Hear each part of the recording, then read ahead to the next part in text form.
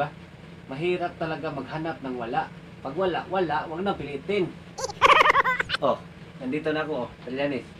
Trillanes, gusto ko lang malaman mo talaga. Ako talaga yung totoo ng membro ng tripod. Nakikita mo kung ano yung dragon sa likod ko. Huwag mo nang pahubad-hubarin pa si Paulo Duterte, si Bongo, tapos si Tatay Digong. Kasi may edad na yung mga yan eh. Ako, mas bata ako sa kanila, so mas presko ako. Kasi, di ba, gusto mo naman ng lalaki. Ayaw mo pa kasing umami na bading kang piski ka. Ang dami mo naman pwedeng gawin dito sa Pilipinas. Siyempre, pakubad-hubad kasi hinahanap mo yung dragon. Sige, pakita ko sa iyo kung ano yung totoong membro ng tripod. May dragon ako eh. Gusto mo makita? Pero, pipirsa muna ako.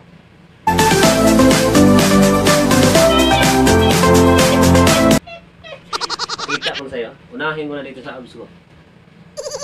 Pilit pala yung abs ko, wala pala. Pakita mo na yung totoong dragon. Ready? Oy. Makita mo pa yung apple ko dyan.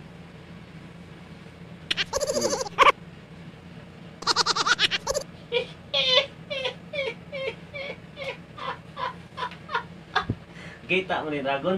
Alam mo, ang dami naman pwedeng gawin sa Pilipinas. Huwag ka na maghanap ng dragon. Kasi pag ginamitan kita ng dragon snake technique ko, hindi kayo manalo talaga sa akin. Alam mo ba, kakaisip ko sa problema dito sa Pilipinas, tapos dinagdagan nyo pa mga piski kayo? Umiiyak ako while crying. Meron pa akong 3 daughters na puro babae talaga. Diba? Ngayon, eto meron pa isang babae na senador nyo. Hindi ko alam kung saan din nagmana yung bobo. Turuan kita paano magsuot ng jacket, ha? Ang pagsuot ng jacket, ganyan. Hindi ganito. Ayan, oh.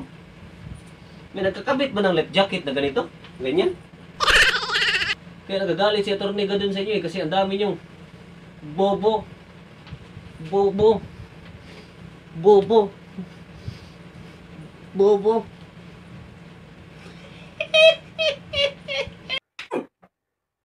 Ayun, nakita mo na kung paano magkabit ng life jacket. Hindi pwede yung magkabit ka ng jacket na baliktad yung hiwa na sa likod. Para namang handa kang ibalsama na kampiski ka.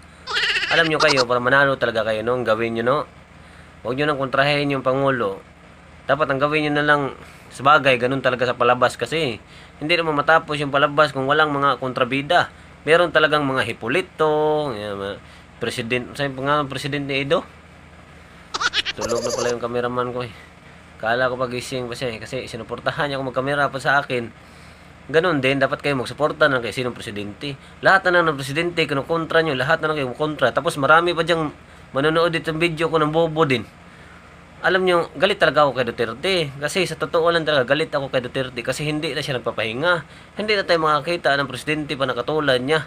Kaya nga, bala ko talaga dito sa mga senador ng mga Utso Piniski. Ha? Ang gawin nyo na lang talaga, no? Matulog kayo, kumuha kayo ng lubid. Yan, tapos isip-isipin nyo muna yung ganyan. Ang dami nyong... Ay, naku! Alam nyo, sa totoo lang, isa lang... Ay, naku talaga sa inyo.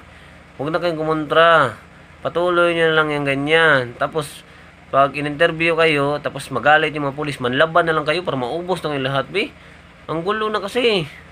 Ang dami, lahat presidente, kinukontra yung mga piski kayo, eh. Kaya nyo, pag umupo kayo, sa inidoro na lang.